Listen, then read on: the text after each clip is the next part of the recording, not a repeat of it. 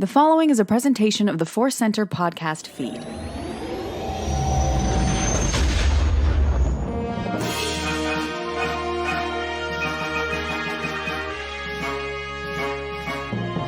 From the center of the galaxy, this is the ForceCenter podcast feed, and this episode is Questions of the Force. I'm Joseph Scrimshaw. I'm Ken Napzok. I sometimes have answers from the Force. We love answers from the Force. Someday we'll do a very special episode that's just reading questions, and then there'll be a quiet space for everyone to think. It's a real Jedi meditation version of Questions of the Force. But for this episode, we're going to have some answers, or thoughts at least. As always, want to let you know that today's podcast is brought to you by Audible. You can get a free audiobook download and a 30-day free trial at audibletrial.com/ForceCenter. Over 180,000 titles to choose from for your iPhone, Android, Kindle, or MP3 player. This week, we are recommending Master and Apprentice by Claudia Gray. It is a great insight to young Obi-Wan Kenobi. A lot of great Kenobi stories coming, but this is one of our favorites. So if you want to check out Master and Apprentice and give it a listen, you can get your free audiobook by going to audibletrial.com/ForceCenter.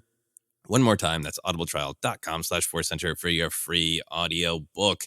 Ken, are you ready for some questions? I am so ready for questions, sir. Excellent. We always get 2 from Twitter and 2 from our patrons on Patreon. We go first to Twitter and Daniel Mormack. And Daniel says, if you woke up one day in Star Wars, what species, can't say human, faction, era would you be? Also, would you be born on their homeworld or somewhere else? If Jedi or Sith, what color is your lightsaber?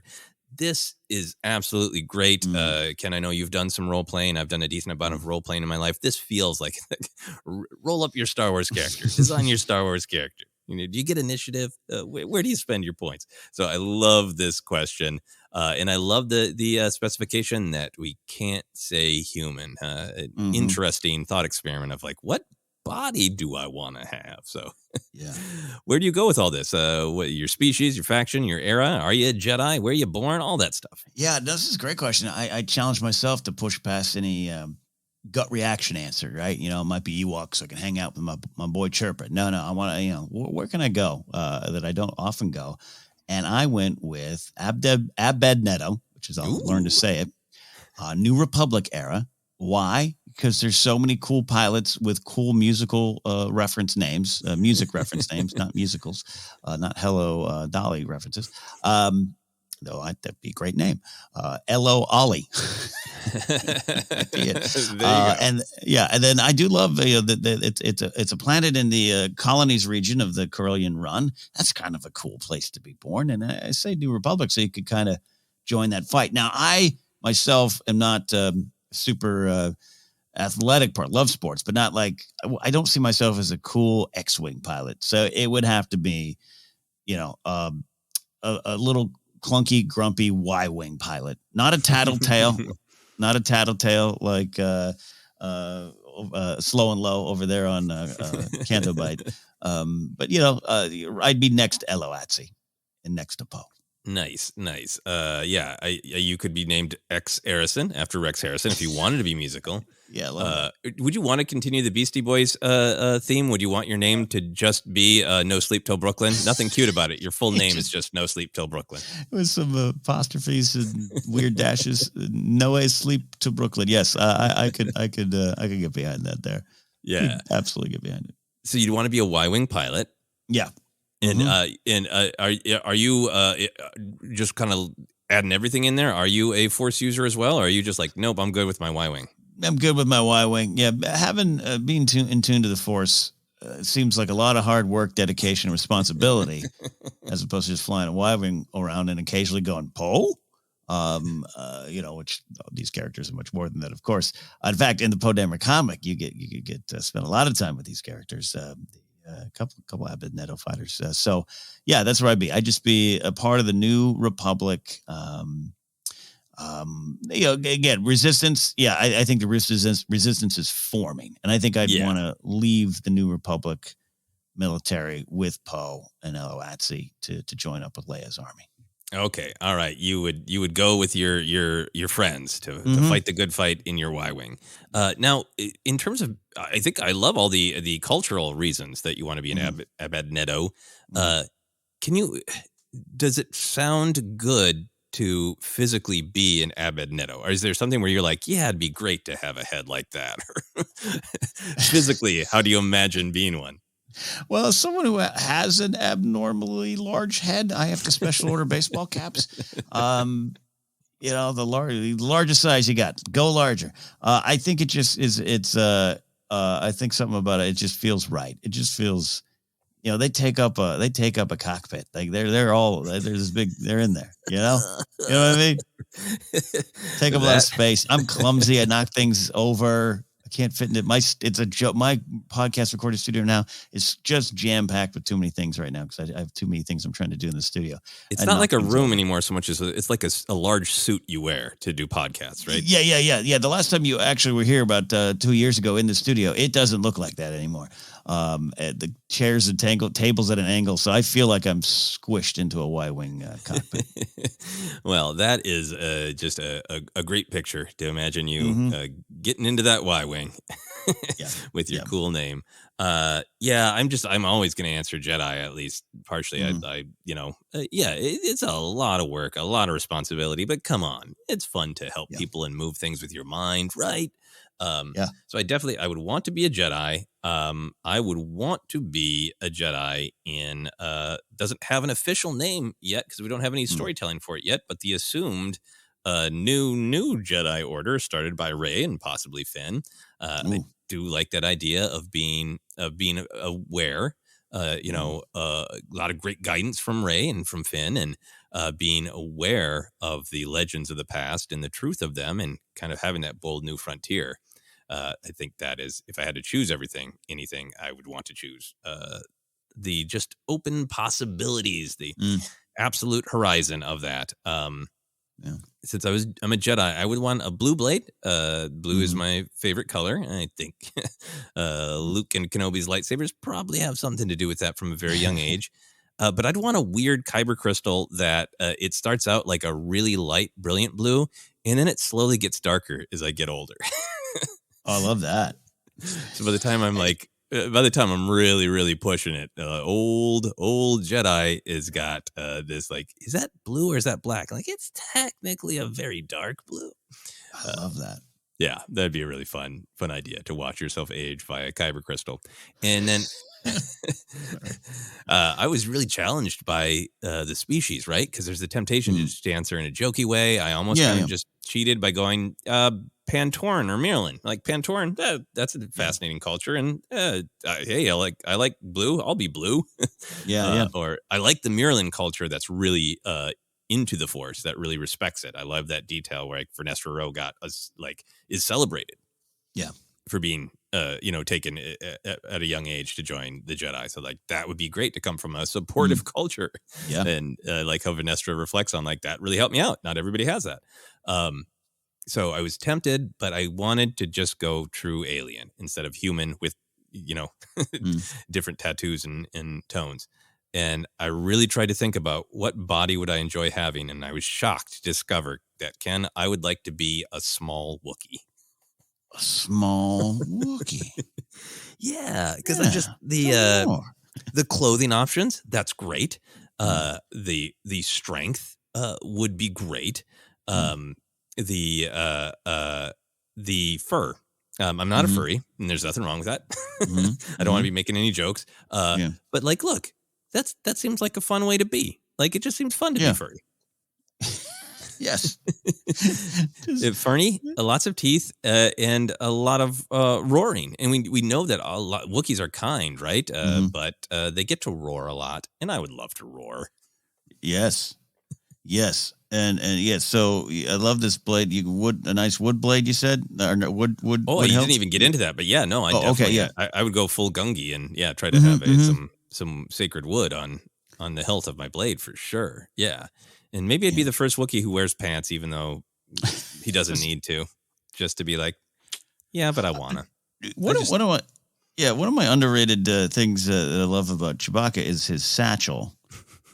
I think a good Jedi Wookiee satchel would work for you as well. Oh yeah, absolutely. I would happily have a satchel. It's one of my.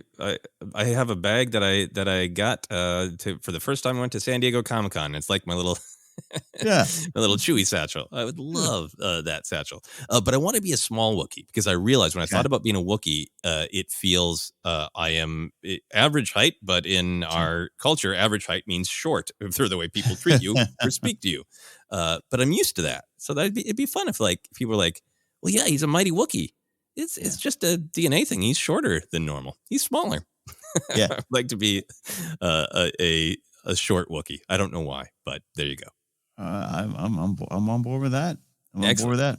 Excellent. Well, I'll fight my Y-wing to defeat the final order, and then you can join the Jedi Order that emerges after that, and we can form a complete story here. Yeah, and then we can do a podcast. Wookiee and Abedneto's takes. Love it. All right, great question, Daniel. We'll move on to our question from Bradley Tussing. Bradley says, hello there. Let's speculate responsibly. In honor of my favorite character, Obi-Wan, how do you see the confrontation between Kenobi and Vader playing out? We know the fates of both. What do you think will happen in the actual duel? Thanks, and keep up the great work. We've talked about this a little bit, but it's always in this great stew of Kenobi talk, and I love how direct Bradley's question is of like the duel. What's gonna happen in the duel? So, Ken, how are you feeling about the duel? Do you have theories or hopes? Yes, and that's why we're here, right? But I'm trying to. No. Nah, I don't really care about that. No, I care so much, and I know that's kind of the focal point of it here, and I think because it goes from almost the cute of I'd love to get some sort of answer of why Vader felt that when they met again, he was like, hey, last time you were the master, I was a learner, but we're going to switch that around this time. And if it's going to come out of this, and how do you that's kind of a cute canon thing, and meaning like, oh yeah, maybe we'll get that answer, but I will want that to be big. So that is some sort of, what kind of emotional defeat does Vader suffer here is the way I'm kind of looking at that. It can't necessarily be physical. It's not going to, even Kenobi going to chop off another, limb and just that one gets repaired. Like those are repeated beats.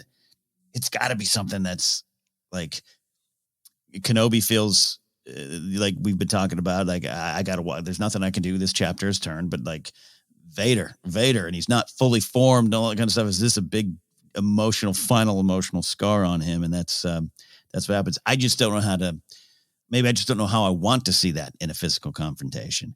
I would love a lot of chance in the fight for conversation, Yeah. A lot of, slash. Have you thought more about what I said? Well, I mean, that's really like the Bespin duel between Vader and Luke, right? There are there are phases to it. There are phrases to it. There's like a lot of storytelling. It's not just like the one and done 5-minute fight, right? It travels, and what's at stake beat to beat travels. Yeah, absolutely. Yeah, absolutely. The Bespin fight's a great way to look at it. And they're not going to have tea. It's not Kenobi and General Loathsome, but there's got to be that. There has to be that of just them knowing what's going on in the fight versus just hacking and slashing. Yeah, it's gotta be an emotional battle or a physical battle. It's got to be both in some way, maybe even separated. We'll see how it gets constructed. But yeah, it's hard to think about just the physical fight without thinking about what is the story. And I'm so glad you brought up A New Hope line, because it is like the big asterisk, I think, for a lot of fans of when I left you, I was but the learner, now I am the master. And seeing if they're just going to handle that. Like Lucas himself has demonstrated in the past that he'll be like, yeah, I don't care. Right. Yeah. Right. I don't care if you interpreted this, ambiguous line or even a really specific line in this specific way. Headcanon it up, I want Maul back, figure it out. Like, so I wonder if it'll just be like headcanon it up, fans, or somebody tries to kind of make it work in a novel, as authors often do, try to acknowledge a little thing like that, or if they'll contextualize that line to be Vader is talking about when I left the Jedi Order and was a Sith. I was but the learner. Is he talking about Mustafar and this is something different, or are they going to try to contextualize it so that line is referring to this fight?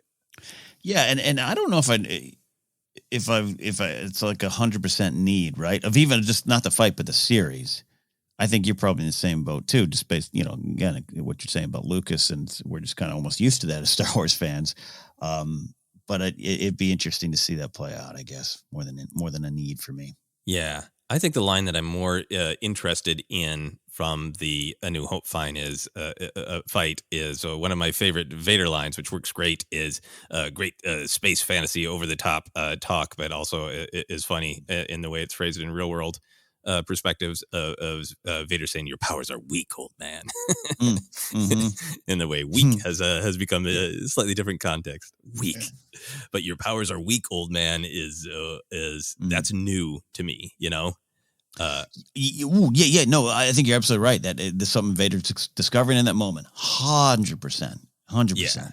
So I think this is not either of them at their absolute peak. But in the Kenobi show, but I think it is. Like we were talking about, I don't think it's going to be about like the speed of the Mustafar fight, but I think it's physically it's going to be about power. Or I shouldn't say it's going to be. I think it would be cool. I hope it would be awesome if it were about like we have big, powerful moves, powerful leaps, powerful chops, throwing huge things at one another. Power, as opposed to speed, since that's the way Vader fights anyway. And if Obi-Wan can kind of match him that way. So that's one thought about just kind of physically, how do they fight? How do they tell that story? How do you give room for his powers to become weak? And then in terms of the narrative of it, this is maybe prediction, but more hope. Something that I think would be interesting for me. I think Obi-Wan has won both the big screen duels against Vader. He physically defeated him on Mustafar, and I think he realized he was having an entirely different fight than Vader was on the Death Star, and the fight ended exactly the way Kenobi wanted it to, right? Yeah. So he's beat him, in my opinion, in my interpretation, both times, and he's done that by knowing his opponent and knowing what Obi-Wan, truly wants out of the fight, right? So I think if it's kind of framed the same way, I'd be really interested if this emotional battle and a physical battle is starting from a place of Obi-Wan tries to get through to him, because I think that is really important to Obi-Wan once thought as you did, to Obi-Wan believing that Anakin is gone and that being a truth for him. So I would love it if the fight starts with Obi-Wan tries to get through to Vader, maybe gets close, but something concrete happens that makes Obi-Wan believe it is not possible. You know, if I failed back in the day because I didn't save Anakin and I didn't stop Vader, well, I tried to save Anakin and that's not going to work. So I'm going to try to stop you physically. And then you can get this big fight. But then I think at some point, I think it would be cool if Vader is more powerful and Obi-Wan realizes I'm at risk of getting myself physically killed. And for what? Then Luke will have no one. Yeah. And put Obi-Wan like mid-fight into choosing the future, choosing to be there for Luke, or he could obsess on his own past and his own failures by trying to stop Vader when he knows the odds are against him, just power-wise. So I think you could have a story where Vader is physically dominant, but Obi-Wan once again wins the fight based on what his goal is. Yeah. Which at some point in the fight becomes escape, live to be there for Luke, live for the future, live for my commitment to this new mission, let go of the past. Yeah. This idea of, this kind of real victory for Kenobi. And I love, I'm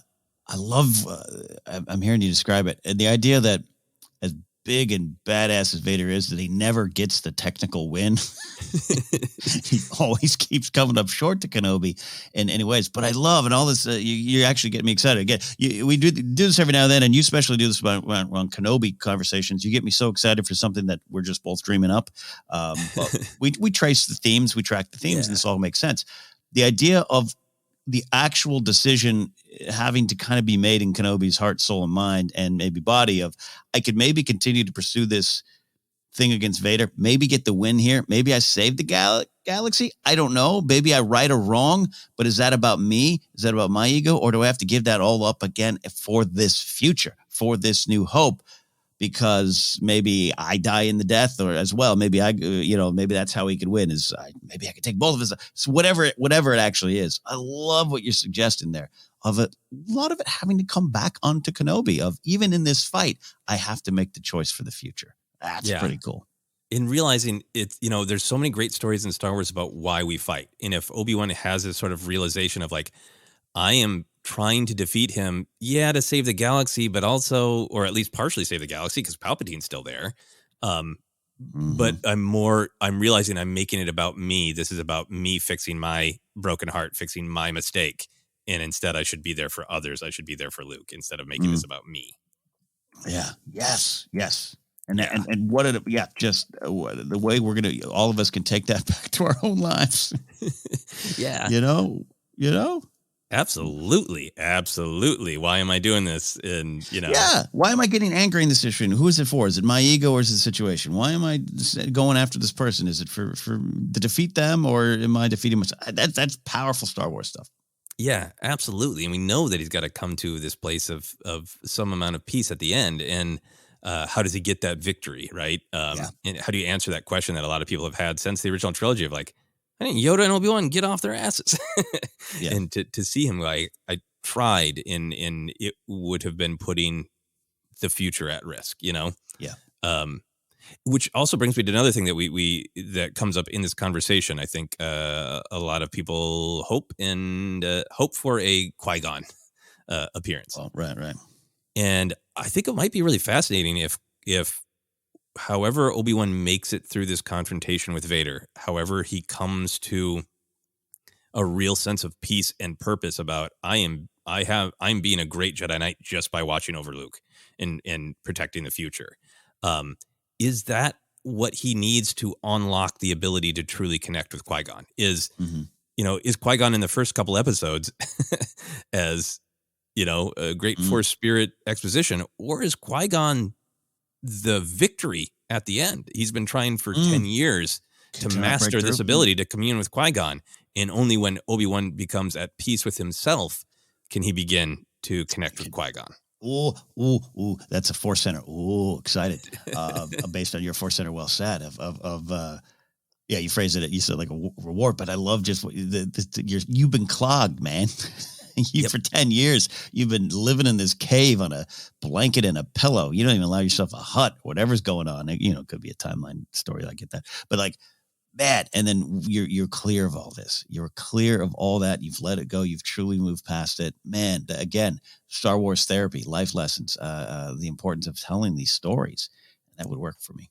Yeah, and the story of becoming a Force spirit has always been about, the Sith cling to life. The Jedi allow themselves to move on and retain the ability to have their identity within the Force so that they can continue to help others. So it makes a lot of sense that if Obi-Wan comes to peace with that's his role in relationship to Luke, that he would accomplish that after the Vader confrontation. Mm-hmm. Absolutely. Anyway, great question. A lot of Kenobi thought starters, and there'll be even more. But for right now, we're going to take a quick break, and then we'll be back to talk about maybe some more Kenobi and other things in Star Wars, too. What? Back in a moment.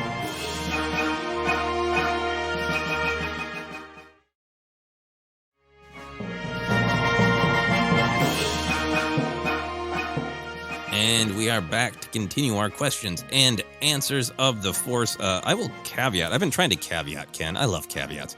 But with the Kenobi stuff, I get so excited that I always want to caveat that, like, this is how I'd maybe approach it, as a writer and these ideas. But I always want to just say, like, these are just thoughts. These are just excitement. I could absolutely be dead wrong. And I will embrace whatever story is told. I just kind of feel a responsibility when we get really excited about an idea to not get attached to, but I figured it out and this is the way it should be, but to be open to whatever story is told. Yeah, no, hey, absolutely. I think we're constantly tested with our own engaged with the story presented idea. It's a good lesson for us always. A good lesson for always. All right. So we have cues and lessons of the Force, but now we're going to move on to our questions from our patrons on Patreon. We go first to Jay Winkworth.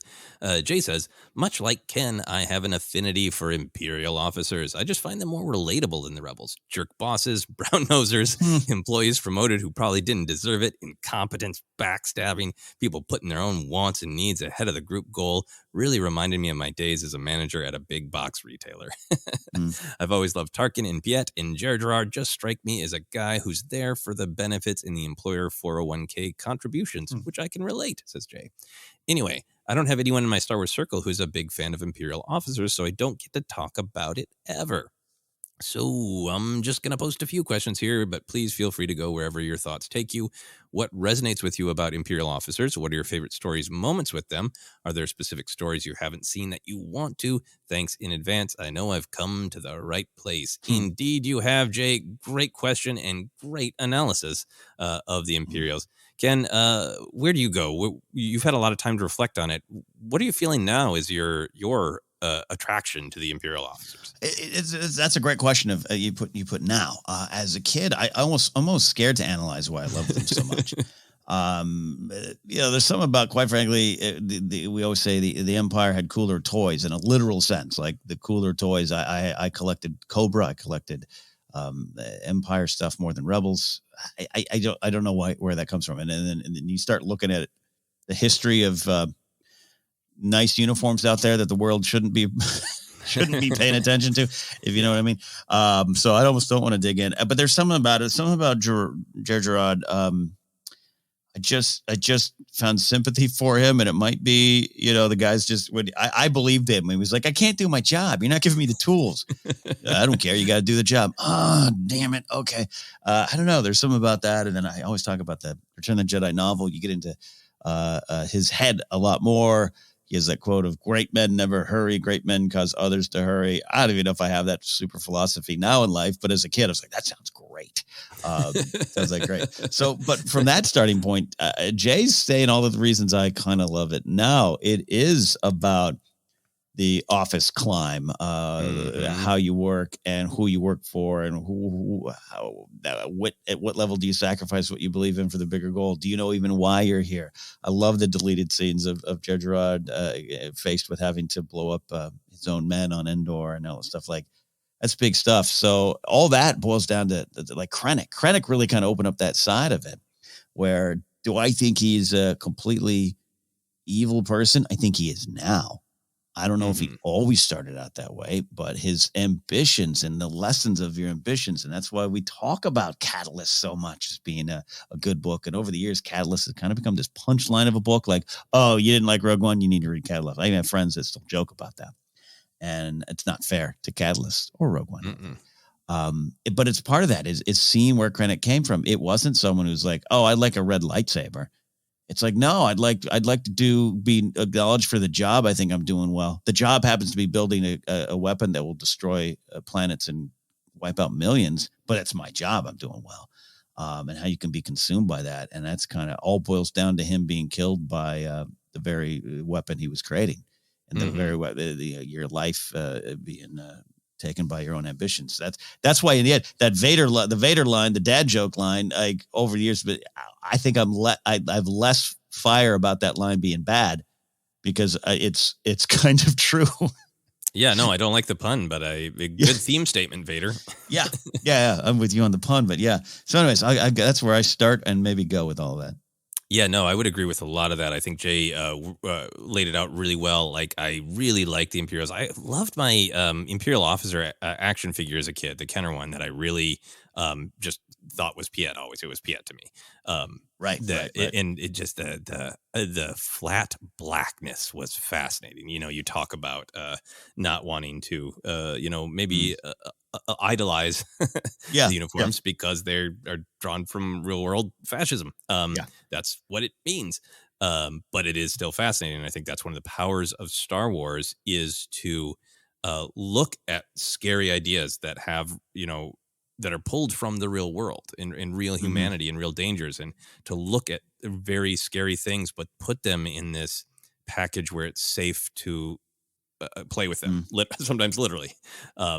And I think the connection that Jay's making, that you're making, is what I really make, is we can see, obviously, real world fascism, super scary, but we can also see these choices where people kind of say, look, I'm a cog in the machine. No one can control the machine. The machine's just doing what the machine does, and I am trying to profit by it or, survive it. But it can't be changed. It shouldn't be changed. I think for Krennic, this idea of like, yeah, he's not like, let me go find the ancient holocrons and learn the power of Fury. Like, he's like, I have a good government job and I'm going to build a defensive weapon for our government, which we need.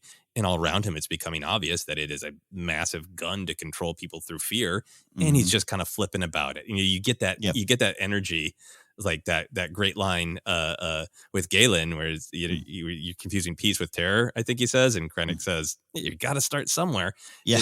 It's a funny line, but it's funny because it's that sort of like, the big picture isn't my problem. I am a cog in the machine, and I want to be a great cog in the machine who gets rewarded. And you are a naive fool for thinking it should be different. The world's the world. It's the cynicism of it, So I love that about Krennic.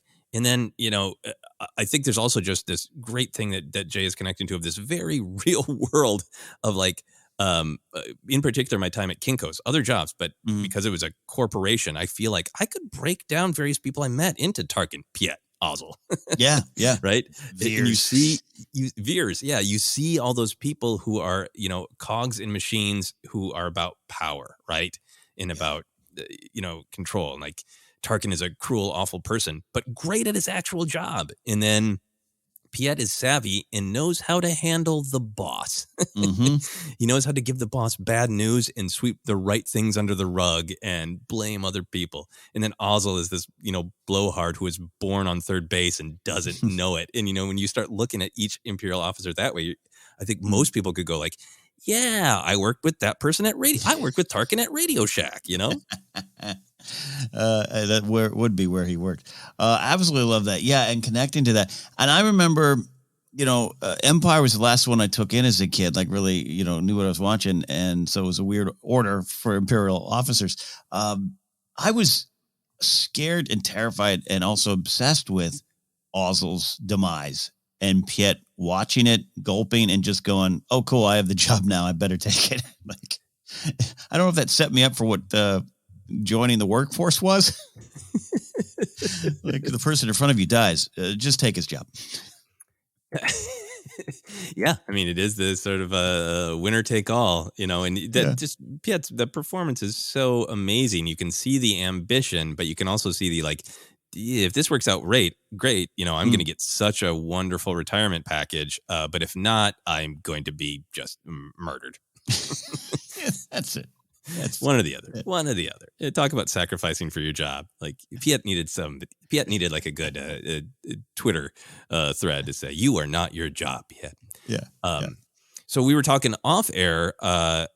Jay's question is so great about favorite story moments. And I found myself writing down like 5. And I was like, hey, wait, maybe we should do an episode of Star Wars Ranked. So maybe we'll talk more about favorite Imperial moments so as to contain ourselves here. But what is a favorite moment of Imperial storytelling for you? I think it might be the Piet promotion. But I've also been, it's the why bury the lead. Terrified as a kid. I'm now connecting like work trauma to Empire Strikes Back more than I ever really realized. When Nita apologizes or says he's going to apologize, I just remember thinking, well, that's the right thing to do. That's the right thing. That's what you would teach your kids. You made a mistake. Take responsibility, even if it wasn't all you. Like, you're in that position. With great power comes great responsibility. With great promotions comes additional responsibilities. And I thought that's what you should do. And to watch him just fall to the floor, dead. Apology accepted, Captain Nita, which is a great Vader joke line too. Vader's got a dark sense of humor. I love that, and I'm terrified by that moment. Maybe even more than the Ozzel one. Yeah, because the Ozzel one, Earl Jones just saying "f around and find out." And, it totally is. And the Ozzel one, it's like you immediately. I think I've always liked Piet because he ain't the annoying one. like you said, we've all worked with Ozzel. Yep. And so you're almost when it happens, you're like, yeah, that guy, get that guy out of here. But the Nita one is just it's heartbreaking from a certain point of view. Yeah, I think maybe just because it's such a short scene, but the way he's coded is just sort of like, within the Empire, young guy doing the right thing, filling out the forms, and like, wow, not clearly the way to survive is to be Piet, to be, the snaky whisper guy. Because he could have been like, Lord Vader demands an update on the pursuit. Yeah. All right, you're the blame. What's your name? Covington. All right, Covington. I'm going to go report your name. No, he doesn't do that. All right, He gulps and goes, "Oh, here we go."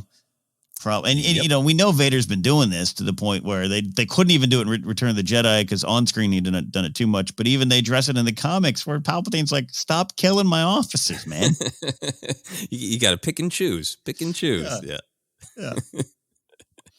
Yeah. I love that that management conversation. Like how to be a Sith Lord but still be reasonable. Yeah. I think for me, like I said, a lot of them came flowing out. I think it's because it's something I don't think about as much, but I do love a lot of them came out. But I think Krennic really did take what was around the edges and make it crystal clear. I've made lots of jokes about.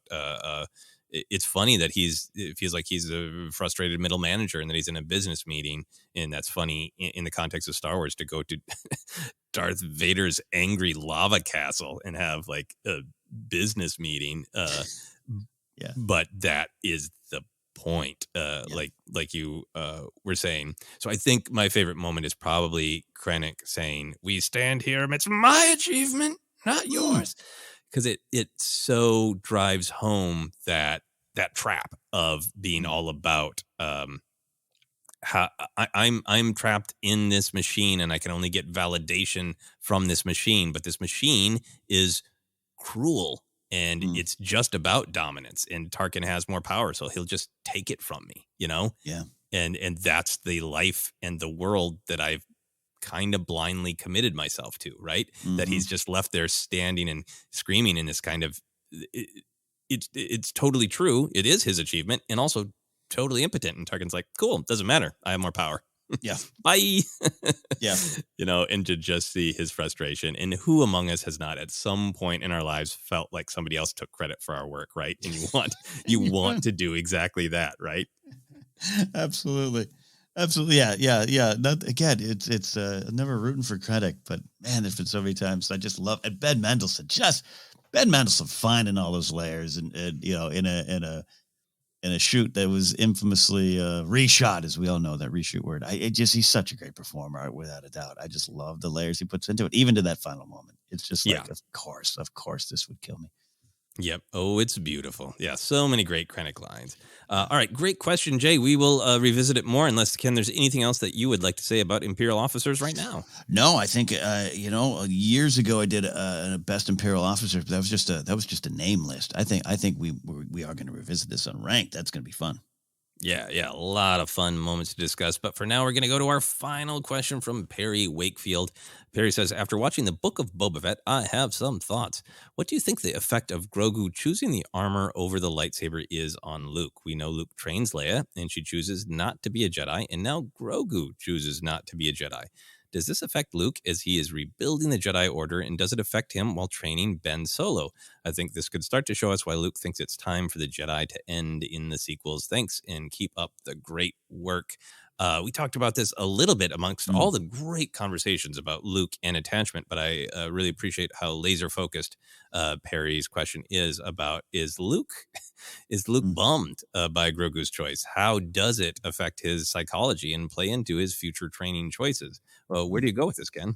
Yeah, and going back to that Grogu moment when the discourse was happening, I think we talked a little bit about just its lesson in attachment for Luke again, right? And letting go of his ideas of how this is supposed to go.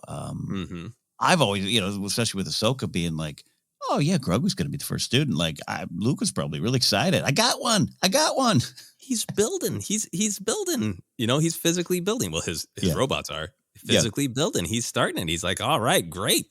Yeah, and I think he understands. I think it's this weird balance of, I think he understands it. He can let it go. The Leia one probably was very tough for him, but probably accepted on some level. I think it's important in life. You don't always have to have full understanding of someone to have compassion and empathy for them. Just to have the support and just understand that that's you getting out of their way. And they just, I think that's important with the Leia one, the Grogu one. But you have to wonder if he gets disheartened, and does that create any, I don't know, I don't want to say shortcuts, but just where his vetting changes, his I don't want to say bringing in students of lesser skill but higher drive. But you know what I mean? Of just like, all right, I want to make sure I find someone who wants to be here, and that might cause him to look for different kind of students. But definitely, I think that creates I'm sure you'll go into it more, Joseph. But just like he clearly values his students' choices, and that's something that probably is in great conversations with Ahsoka about. But let me tell you about the Jedi Order. Let me tell you about choices and how powerful that is. So that kind of drives him forward. But it's gotta hurt on some level, and it's an ego battle. And how can he control his ego, his bruised ego? Yeah, I mean, I think it's really fun to think about. I think I've seen some memes that are fun, and I've seen some people kind of bashing Luke for like great Jedi teacher, two swings, two strikes, But for me, I think of it as a triumph with Grogu. The more I think about it, because I think Luke was left with the mission from Yoda to pass on what you learned. And Luke learned a lot of things, but I think one of the things that he learned is that you have to choose to be a Jedi. It's not a casual thing to do. It's not a thing to do just because your father once was one. Luke chooses to be a Jedi. I think an important thing that he is passing on is not just how to access the Force, how to commune with it, all the great lessons that he clearly taught Leia, and we see him teach Grogu. But I think one of the things that he learned to pass on, that being a Jedi, is for the deepest commitment, the most serious mind.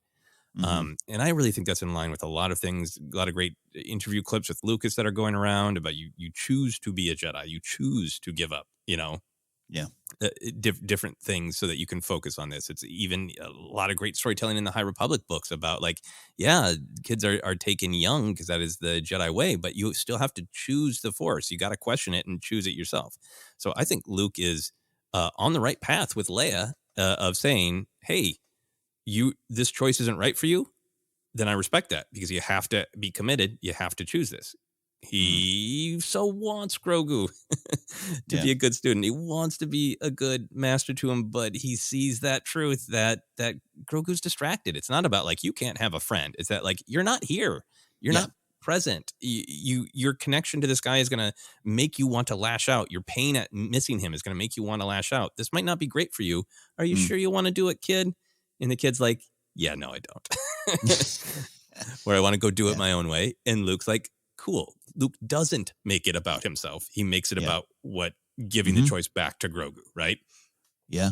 So I think the way that this connects to other things is that we see in that Rise of Kylo Ren comic book that Luke does have a good school going, and it seems like a lot of those students there are relatively trained, active Jedi going about the galaxy doing things. So they got ships.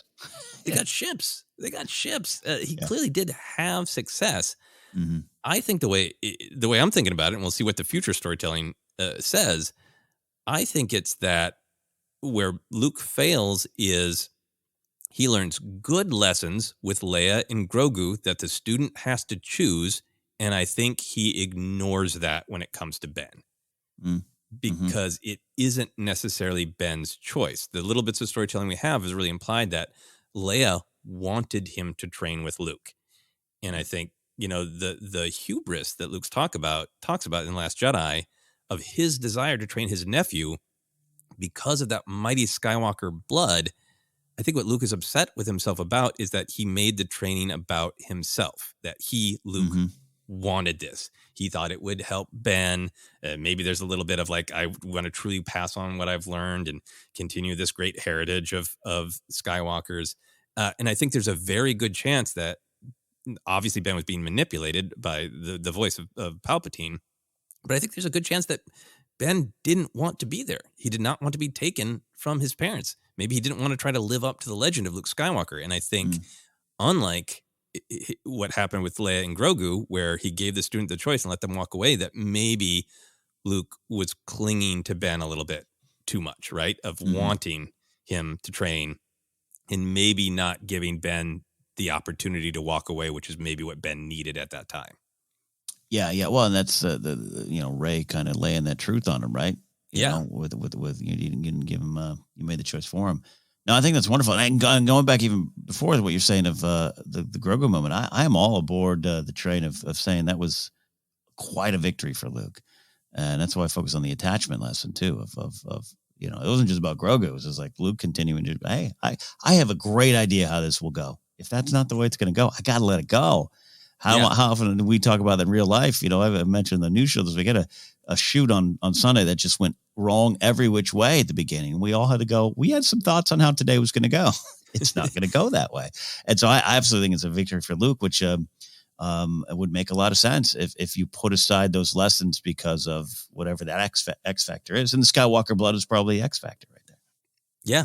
And I mean, I think it's in the episode so much when he's looking to Ahsoka for guidance, right? And he's clearly got a little bit of an attachment, of fondness, Luke, to Ahsoka. And because he asked, will I see you again, right? Just really obsessing about the future.